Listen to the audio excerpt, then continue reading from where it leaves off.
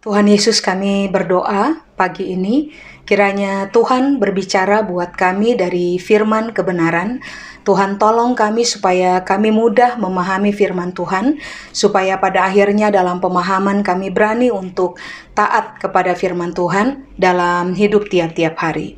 Sementara kami belajar, Tuhan memberkati kami, buat Tuhan seluruh kemuliaan. Di dalam nama Yesus kami berdoa, amin. Amin.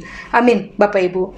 Baik, hari ini saya akan berbagi kepada saudara tentang persoalan kasih. Kasih itu sebenarnya perasaan atau sebuah keputusan. Jadi sebelum kita berbicara lebih jauh, saya undang Bapak dan Ibu untuk buka bersama dengan saya dalam 1 Korintus pasal yang ke-13, Bapak Ibu. 1 Korintus pasal yang ke-13. Mari saya baca ayat 1 sampai dengan ayat yang ke-11. 1 Korintus pasal 13 ayat 1 sampai dengan ayat yang ke-11. Nah, Alkitab bilang ini, Bapak Ibu. Sebab sekalipun aku dapat berkata-kata dengan semua bahasa manusia dan bahasa malaikat, tetapi jika aku tidak mempunyai kasih, aku sama dengan gong yang berkumandang dan canang yang gemerincing.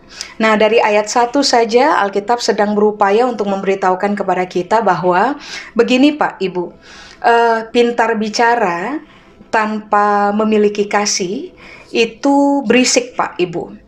Semua yang berisik akan selalu mengganggu orang lain. Itulah sebabnya mengapa ini yang saudara dan saya perlu cermati tentang diri kita sendiri. Apakah kita adalah orang-orang yang jago berbicara tetapi nihil, kosong dalam persoalan mempraktekkan kasih dalam kelakuan kita tiap-tiap hari? Sebab kalau itu yang terjadi dalam kehidupan saudara dan saya, ini yang Alkitab bilang, saudara dan saya tidak ada bedanya dengan gong yang berkumandang dan canang yang bergemerincing. Bahasa saya bilang begini, saudara dan saya nggak ada bedanya dengan orang-orang yang berisik. Kemanapun kita pergi, di mana saja kita berada, apapun yang kita kerjakan dalam kehidupan, itu akan selalu mengganggu orang lain. Makanya sangat penting bagi saudara dan saya untuk memiliki apa yang Alkitab sebut di ayat 1 dengan kata ini, kasih. Nah, apakah kasih? Kasih di situ menggunakan kata agape Pak Ibu, dan juga berkaitan erat dengan kata agapao. Kasih di situ pengertian yang pertama adalah kasih sayang Pak Ibu, kasih sayang. Lalu yang kedua, kasih di situ itu berarti adalah begini, welcoming people, undang orang datang mendekat, rangkul orang, tangan yang cukup terbuka untuk bisa menerima siapa saja datang dalam kehidupan kita. Di dalam kekuatan kasih, saudara dan saya akan dikenal sebagai orang yang mudah untuk menerima siapa saja dalam kehidupan. Nah, kasih atau agape atau agapao di situ, pengertian yang kedua adalah to entertaining people, untuk menjamu orang lain. Kita tahu bersama bahwa dalam prinsip menjamu, hal ini yang akan kita kerjakan. Saudara dan saya akan dikenal sebagai orang yang terbiasa terfokus untuk memberikan yang terbaik dari pihak kita kepada orang lain yang kita jamu. Bukan cuma itu, di dalam kekuatan menjamu, sudah dari awal kita sadar bahwa yang repot akan kita. Waktu kita berani jamu orang, kita sebenarnya sedang berani memutuskan untuk repot bagi orang lain, Pak Ibu. Nah, itu yang Alkitab ajarkan tentang kasih. Apakah kasih atau agape atau agapao? Pengertian berikutnya adalah begini, beramal, Pak Ibu. Jadi ingat ini dengan baik. Waktu saudara dan saya mengekspresikan kasih dalam kehidupan kita, kita sedang melakukan tindakan beramal. Di mana-mana kita tahu, waktu kita bertindak, beramal kepada orang-orang di dekat kita, yang kita tahu sederhana saja, kalau toh tidak dibalas tidak apa-apa, karena kita sedang beramal. Nah, kasih itu berdasarkan kata asli agape atau agapao, Alkitab menitik beratkan sebuah tindakan beramal yang saudara dan saya sedang kerjakan dalam kehidupan kita. Tapi begini, kasih atau agape atau agapao, pengertian yang berikutnya adalah begini, kehendak baik. sebuah keputusan atau sebuah keinginan, sebuah kehendak baik yang termanifestasi dalam tindakan-tindakan yang kita wujudkan dalam tiap-tiap hari.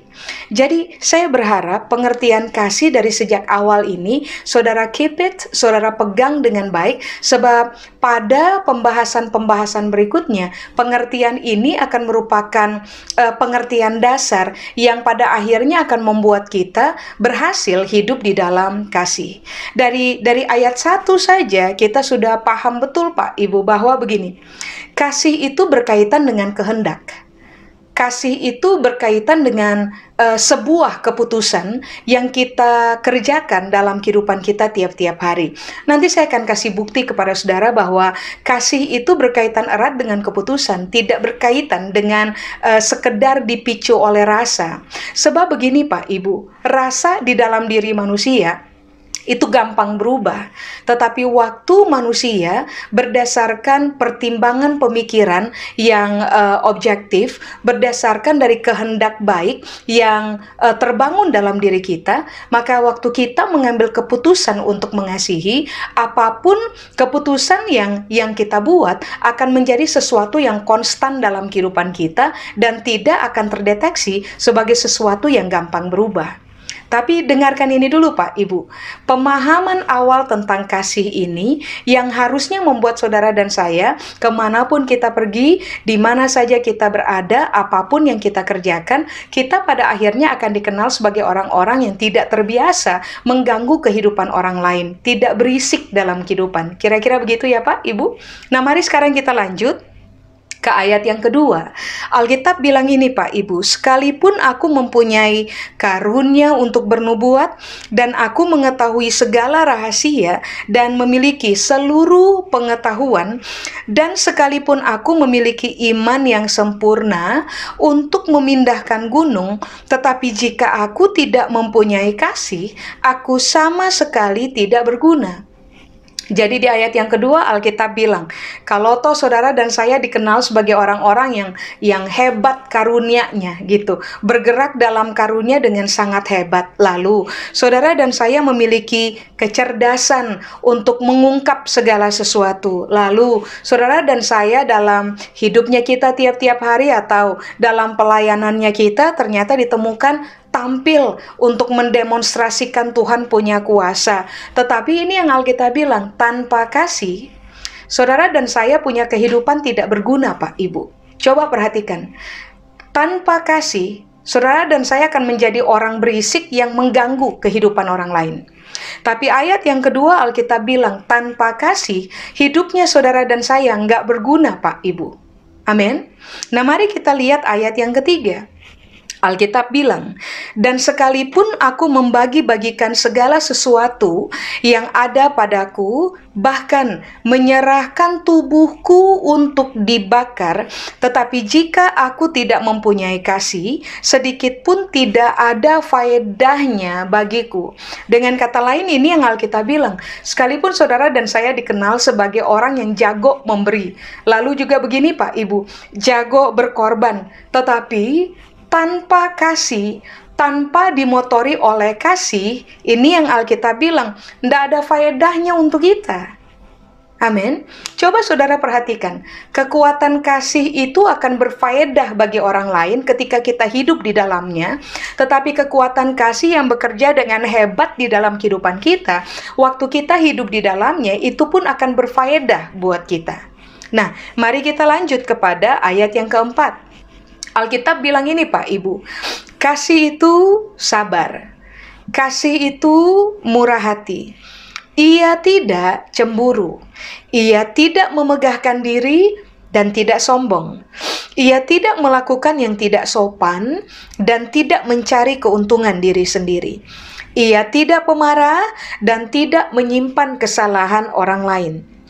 Kasih tidak bersukacita karena ketidakadilan, tetapi karena kebenaran.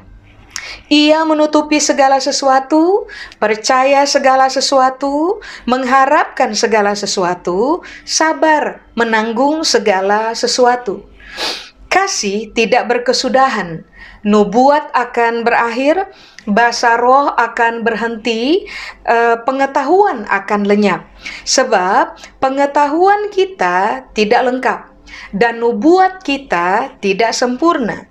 Tetapi jika yang sempurna tiba, maka yang tidak sempurna itu akan lenyap. Ayat 11. Ketika aku kanak-kanak, aku berkata-kata seperti kanak-kanak. Aku merasa seperti kanak-kanak. Aku berpikir seperti kanak-kanak.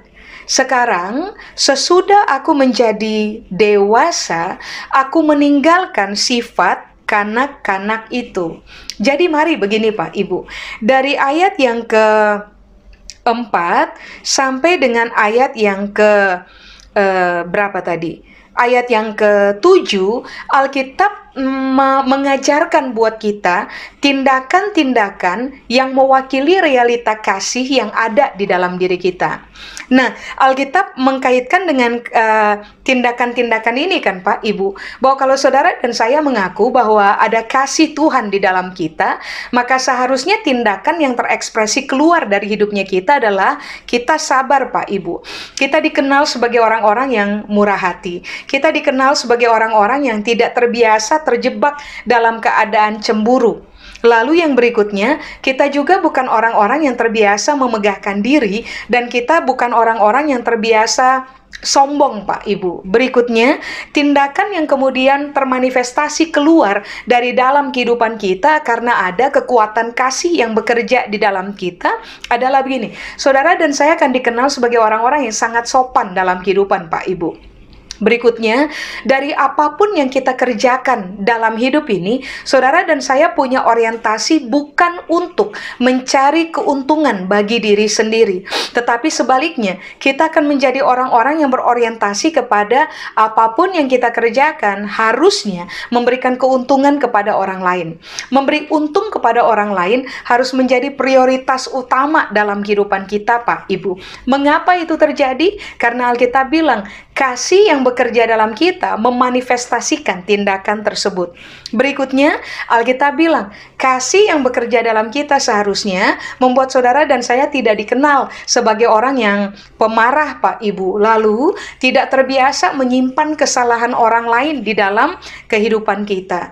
Lalu, waktu saudara dan saya melihat ketidakadilan, kita tidak bersukacita karena keadaan itu. Tapi, kita akan dikenal sebagai orang-orang yang sangat bersukacita ketika kebenaran itu ditegakkan. Lalu berikutnya, Alkitab bilang, ketika kasih itu bekerja dengan hebat di dalam kita, saudara dan saya akan dikenal sebagai orang-orang yang suka begini Pak Ibu, suka menutupi segala sesuatu. Itu artinya adalah begini, suka menutupi pelanggarannya orang, dalam arti ya sudah, orang memang bikin salah buat kita. Everybody make mistakes in life. Kalau toh mereka bikin salah buat kita, bagian kita karena kita dimotori oleh kasih, dasar hidup kita adalah kasih, maka kita akan memutuskan untuk begini, mengesampingkan perbuatan salah yang mereka telah buat kepada kita, menutupi kesalahan tersebut dengan cara begini, mengampuni mereka, melepaskan maaf kepada mereka, mengesampingkan kesalahan yang pernah mereka buat dalam kehidupan kita, dan tetap memutuskan untuk berani menerima mereka tanpa syarat Pak dalam kehidupan Ibu dalam kehidupan kita. Nah, berikutnya Alkitab bilang begini, kasih itu percaya segala sesuatu. Termasuk begini Pak Ibu, kasih itu membuat kita bertahan kepada kepercayaan bahwa Tuhan berkuasa mengubahkan siapa aja dalam kehidupan. Tuhan berkuasa mengubahkan orang-orang yang ada di dekat kita. Tuhan berkuasa mengubah kita dari dalam. Tuhan berkuasa untuk mengubah keadaan. Tuhan berkuasa untuk melakukan apa saja dalam kehidupan. Waktu orang membangun kehidupan di atas dasar kasih, apa yang kemudian terjadi di dalam kita, Pak, Ibu, adalah kita akan menjadi orang-orang yang sangat percaya bahwa Tuhan bisa mengerjakan apa saja dalam kehidupan.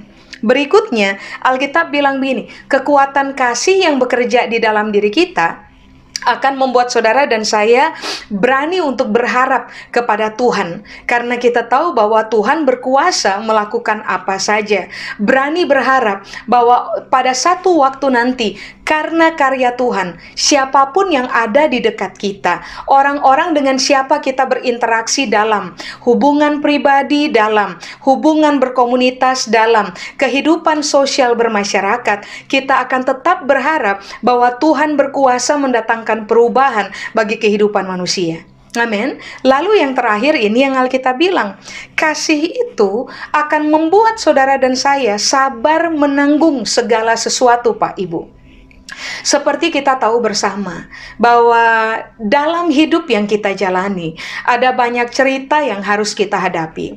Ada banyak proses yang saudara dan saya harus deal with, berurusan dengan proses tersebut. Nah, ini yang Alkitab bilang, selama kasih itu bekerja di dalam diri kita, maka saudara dan saya akan dimungkinkan untuk menjadi orang-orang yang sangat sabar, menanggung apa saja, memikul apa saja, dan menghadapi apa saja.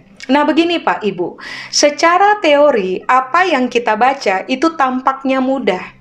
Tetapi percayalah, menjadi sabar, menjadi murah hati, menjadi berani untuk mengesampingkan orang lain punya salah, menjadi pribadi yang berani untuk melepaskan pengampunan, menjadi orang yang konsisten mempercayai Tuhan, berharap kepada kemahakuasaan Tuhan, sabar menanggung apa saja dalam kehidupan, nggak cari untung dari kelakuan apapun yang kita kerjakan, nggak sombong, terbiasa hidup sopan.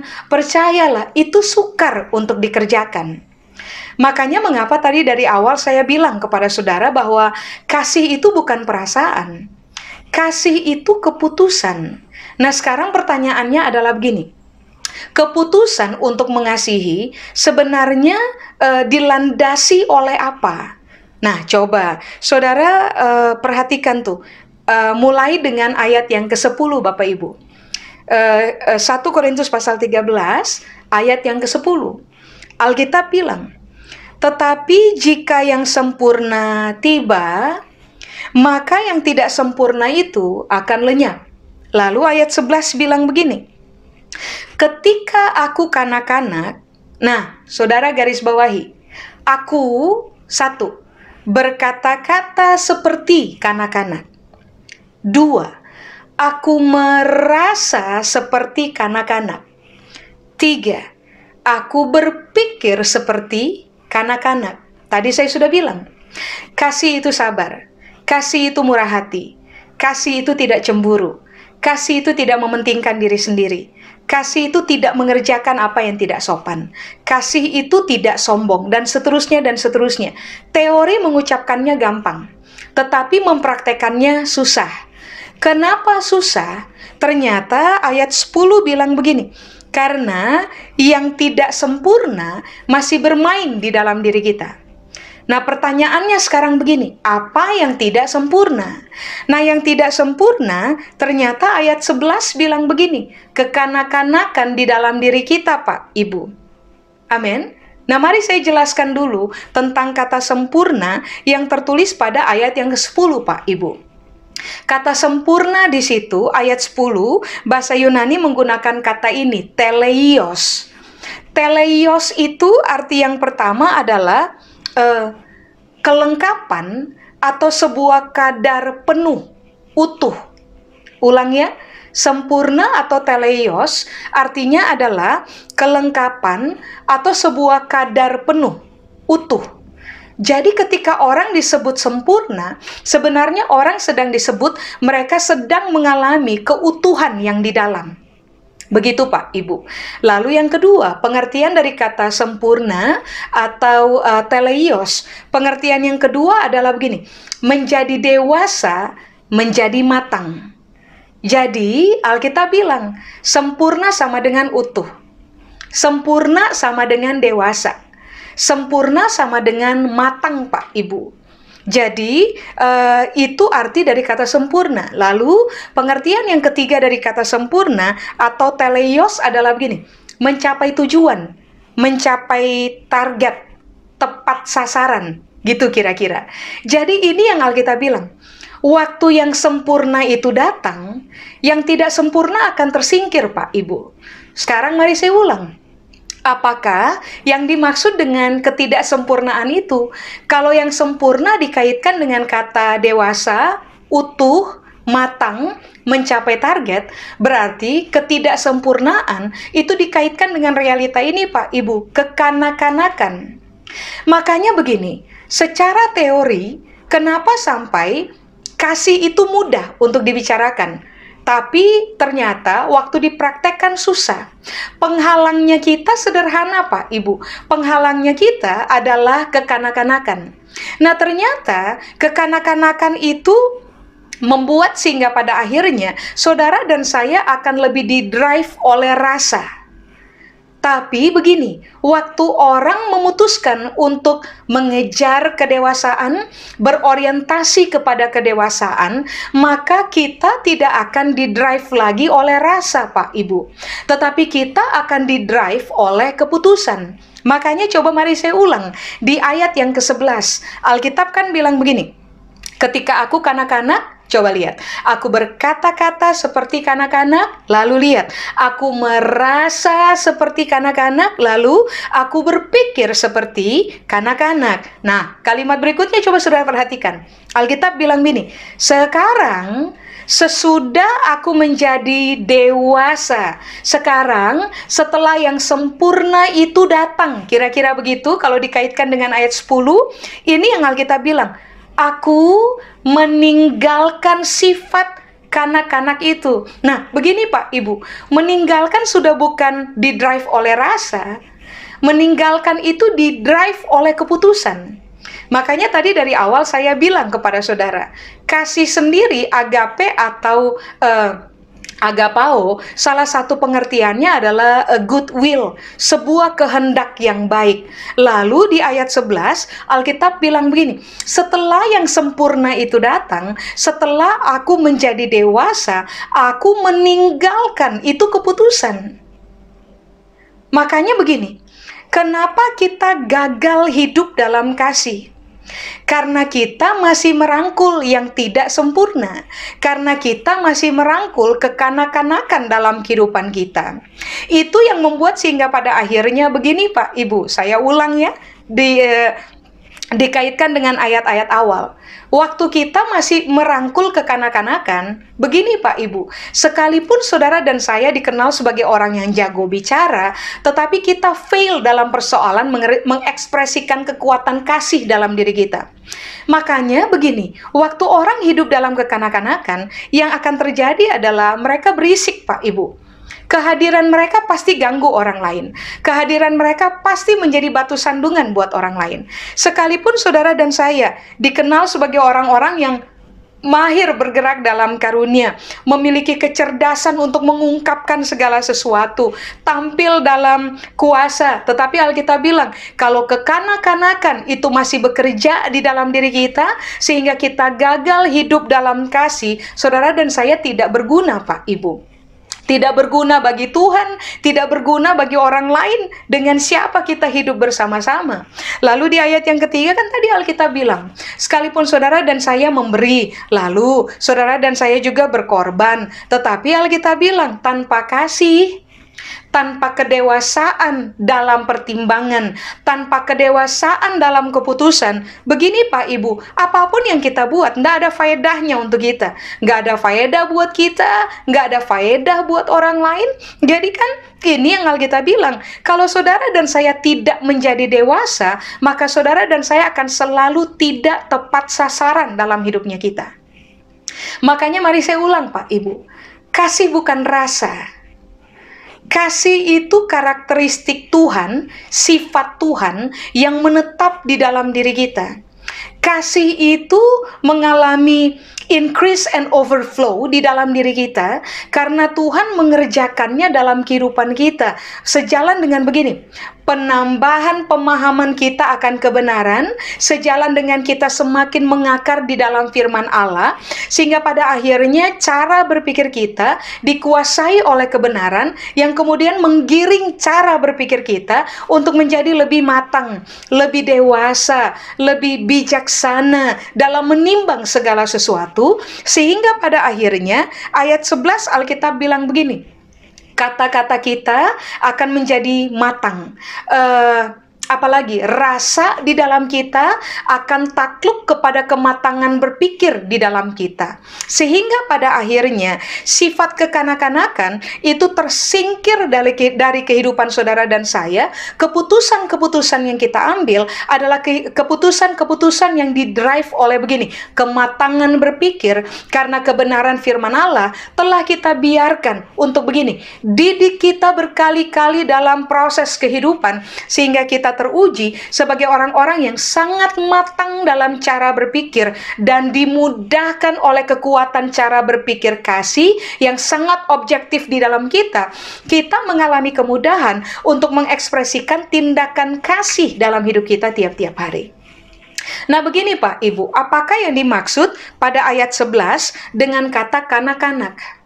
Kata kanak-kanak di situ itu menggunakan kata nepios Pak Ibu. Nepios itu artinya adalah begini Pak Ibu, bayi. 2, tidak terpelajar.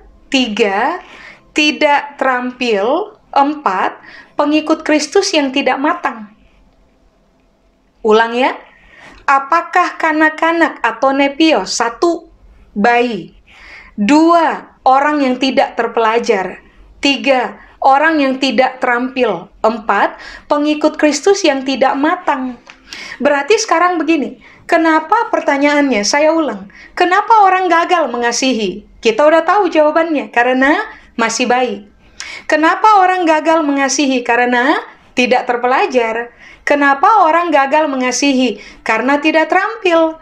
Kenapa orang gagal mengasihi? Karena sebagai pengikut Kristus, mereka belum matang. Makanya kalau saudara perhatikan, dari awal, waktu Yesus panggil kita, dia panggil saudara dan saya untuk menjadi murid. Nah begini Pak Ibu, kata murid itu bahasa Yunani menekankan kata ini, mantano atau kata matetes. Mantano atau kata matetes itu punya pengertian-pengertian yang dikaitkan dengan terminologi ini Pak Ibu. Murid itu sama dengan orang yang pembelajar. Tadi ingat, Alkitab bilang, nepios kanak-kanak adalah yang tidak terpelajar, sedangkan murid itu terpelajar. Amin. Mengapa disebut terpelajar? Karena seorang murid adalah seorang yang dikenal dengan istilah pembelajar. Lalu kata murid, matetes atau mantano, itu juga dikaitkan dengan keadaan begini Pak Ibu, terampil. Terampil, mahir, mengerjakan apa yang diajarkan. Berarti kalau orang fail di dalam persoalan kasih, kita tahu bahwa ternyata, belum teruji sebagai murid Kristus. Mantano atau matetes itu juga dikenal sebagai begini, peniru Kristus. Orang yang ikuti Kristus lalu begini, tiru cara Yesus hidup, tiru isi dari seluruh pengajaran yang tercakup di dalam pikiran Kristus yang telah diajarkan oleh Kristus. Makanya begini Pak Ibu, tadi saya bilang, kasih itu bukan rasa, kasih itu keputusan. Waktu saudara dan saya masih menetap dalam kekanak-kanakan, saya ulang, kita akan didrive oleh rasanya kita. Kenapa? Karena begini Alkitab bilang, masih bayi kok. Tidak terpelajar memang, tidak terampil untuk mengasihi. Bukan seorang pengikut Kristus yang matang. Tetapi beda, waktu saudara dan saya memposisikan diri kita sebagai murid, seorang peniru Kristus, seorang pengikut Kristus yang dikenal sebagai pembelajar, yang terfokus untuk menjadi orang yang mengerjakan apa yang Yesus ajar. Kalau saudara dan saya terbiasa melatih diri mengerjakan apa yang Yesus ajar, begini Pak Ibu, saudara dan saya pada akhirnya akan dikenal sebagai orang-orang yang terampil, matang dalam kelakuan-kelakuan kita, dan kelakuan-kelakuan tersebut adalah kelakuan-kelakuan benar seperti yang Yesus ajar. Makanya begini, untuk bisa memutuskan hidup di dalam kasih, lalu mengekspresikan kelakuan-kelakuan kasih dengan sangat nyata dalam kehidupan saudara dan saya, yang saudara dan saya butuhkan adalah begini: kejarlah kedewasaan, tinggalkan kekanak-kanakan. Jangan puas dalam posisi begini, tidak dikenal sebagai pembelajar kebenaran, tidak dikenal sebagai orang yang terampil atau mahir hidup di dalam kebenaran. Saudara dan saya nggak boleh puas kalau ternyata kita ditemukan sebagai pengikut Kristus yang tidak matang, pengikut Kristus yang tidak teruji dalam kedewasaan. Pada titik ini harusnya kita putuskan untuk begini Pak Ibu, berpindah dari sekedar menjadi fansnya Yesus menjadi murid-muridnya Yesus. Semua murid akan berorientasi kepada begini Pak Ibu, mengejar kedewasaan dan berani untuk meninggalkan kekanak-kanakan. Makanya kasih bukan rasa, kasih adalah keputusan. Kasih termanifestasi waktu saudara dan saya berani memilih untuk begini, saya nggak mau cuman jadi fansnya Yesus, saya harus jadi muridnya Yesus. Saya harus menjadi seorang pembelajar. Saya harus mempraktekkan apa yang Yesus ajar untuk saya. Walaupun begini Pak Ibu, harga bayar yang kita harus bayar dalam proses mengikut Yesus itu mahal. Salib yang harus kita pikul dalam proses mengikut Yesus itu berat. Tapi kita udah tahu bahwa kita bukan fans, kita murid. Sebagai seorang murid, saudara dan saya harus sangat teruji sebagai pengikut-pengikut Kristus yang matang. Kematangan kita, Pak, Ibu, itu berlandas kepada cara berpikir benar. Kematangan kita berlandas kepada kita membangun hidup sesuai dengan seluruh kebenaran firman Allah yang Yesus ajarkan kepada kita.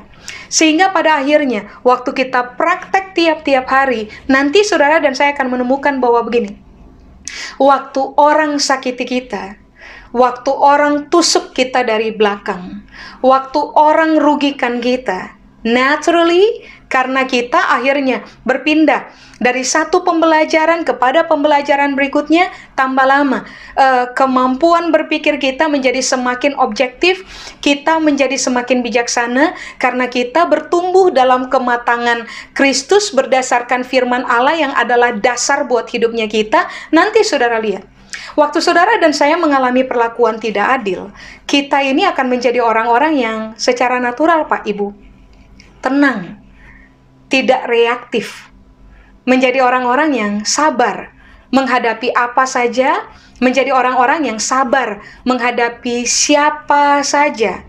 Sebab begini Pak Ibu, semua kita paham bahwa yang tinggal di sekeliling kita tidak semuanya malaikat. Betul?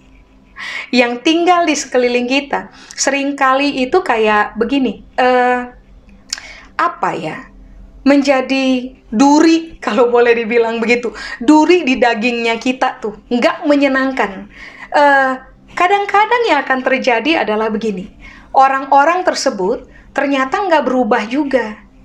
Tapi mengertilah, waktu saudara dan saya memilih untuk menjadi murid Kristus, lalu begini, berorientasi kepada mengejar kematangan di dalam Kristus, karena kita membangun hidupnya kita di atas dasar firman Allah. Yang akan nanti saudara dan saya temukan adalah, kalau toh orang-orang di sekeliling kita nggak berubah, kalau toh keadaan di sekeliling kita nggak berubah, nah kitanya yang berubah.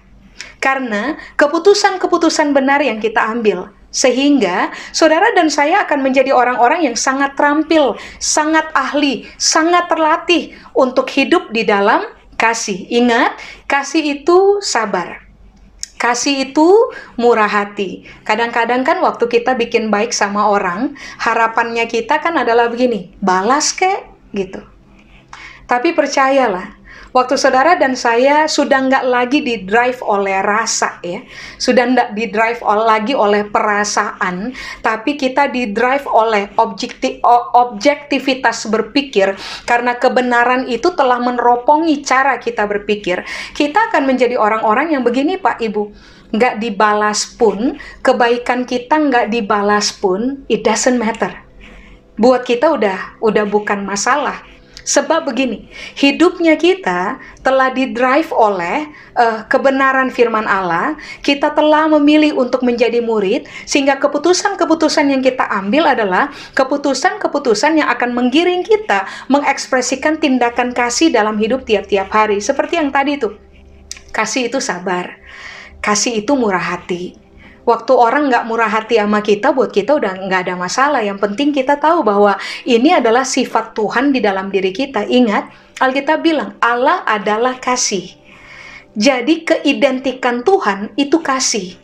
Sifatnya Tuhan itu kasih. Ayat 11 tadi bilang, sifat kekanak-kanakan kita tinggalkan, itu keputusan. Supaya pada akhirnya, sifatnya Kristus itu melekat di dalam kita. Kemanapun kita pergi, di mana saja kita berada, kita bukan hanya sekedar dikenal sebagai orang yang pintar bicara. Orang akan begini, tidak terganggu dengan kehadiran kita, karena yang mereka temukan adalah hidup kita pun, kelakuan yang kita pertontonkan pun adalah kelakuan yang memanifestasikan kasih. Kita bukan hanya dikenal sebagai orang-orang yang begini Pak Ibu, jago bermain dalam karunia, cerdas, mampu menerjemahkan apa saja dalam kehidupan, jago memberi, jago berkorban. Kita bukan hanya dikenal sebagai orang-orang yang melakukan tindakan-tindakan itu, tetapi kita akan dikenal sebagai orang-orang yang mengerjakan tindakan karena di-drive oleh keputusan kasih, atau di-drive oleh begini, sifat kasih Tuhan di dalam diri kita. Amin. Nanti saudara akan menemukan bahwa secara natural begini, isi dari pembicaraan-pembicaraan kita tiap-tiap hari bukan membicarakan pelanggaran yang orang lain bikin untuk kita lagi. Isi dari kelakuan yang kita pertontonkan tiap-tiap hari Pak Ibu adalah kita tidak akan menjadi orang yang gampang sekali terprovokasi untuk marah karena pelanggaran yang orang lain buat untuk kita. Kita akan lebih dikenal sebagai orang-orang yang tenang menghadapi apa aja, bisa pikul apa aja, bisa menutupi apa aja, bisa sabar menanggung apa aja, menjadi orang-orang yang secara natural udah nggak lagi berupaya untuk show off dalam hidup, tapi kita akan lebih berani untuk begini, memposisikan diri sebagai orang yang bermain hidup dalam kerendahan hati Pak Ibu. Tidak berupaya membuktikan diri sendiri, tidak berupaya untuk angkat diri sendiri lagi. Udah bukan itu lagi mainannya kita. Kenapa? Karena pertimbangannya kita telah di-drive oleh kematangan berpikir. Makanya mari kita uji ulang Bapak Ibu, kita uji ulang. Bagaimana kita hari ini?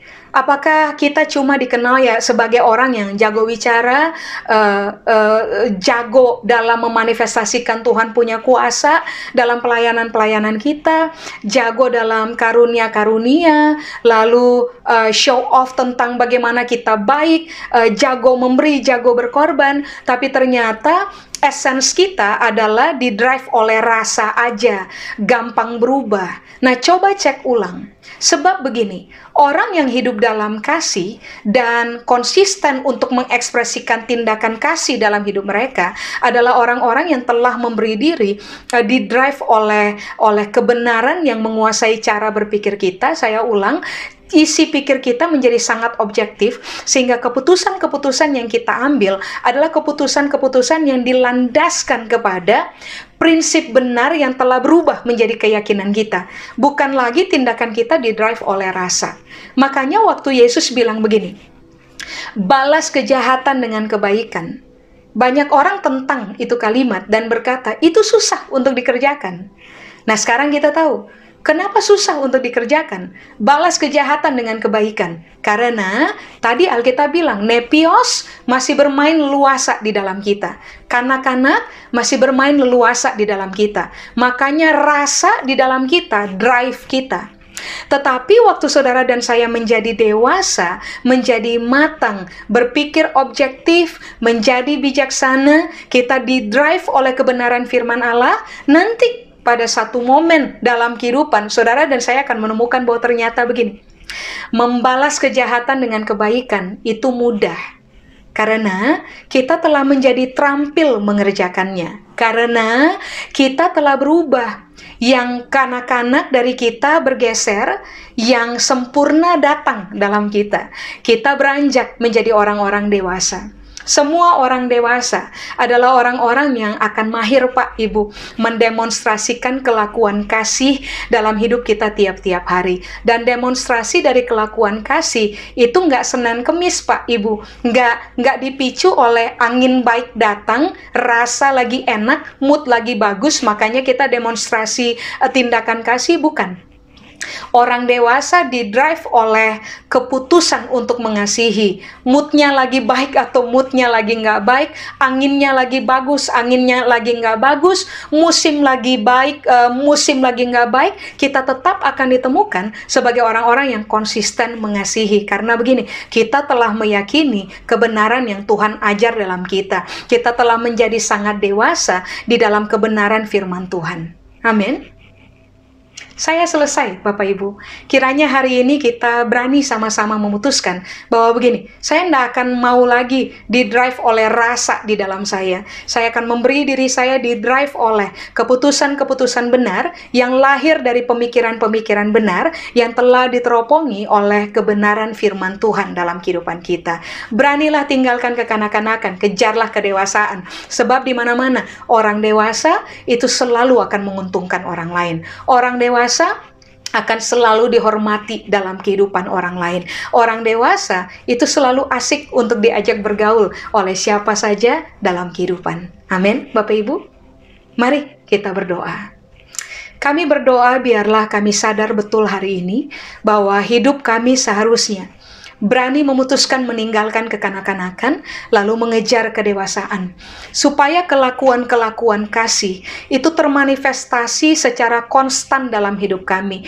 Tidak gampang berubah, tetapi konstan. Supaya kemanapun kami pergi, di mana saja kami berada, Tuhan yang adalah kasih dikenal orang dalam hidup kami. Tuhan yang adalah kasih dihormati orang dalam kehidupan kami. Supaya pada akhirnya nama Tuhan semakin dipermuliakan di dalam kami. Hari ini kami berdoa kiranya firman Tuhan terbiasa meneropongi cara berpikir kami. Lalu kami berani bersetuju di dalam cara berpikir kami, setuju dengan firman Tuhan. Supaya pada akhirnya kami berpindah dari satu kematangan kepada kematangan berikutnya. Supaya seumur hidup kami dikenal sebagai orang-orang yang penuh dengan kasih Allah.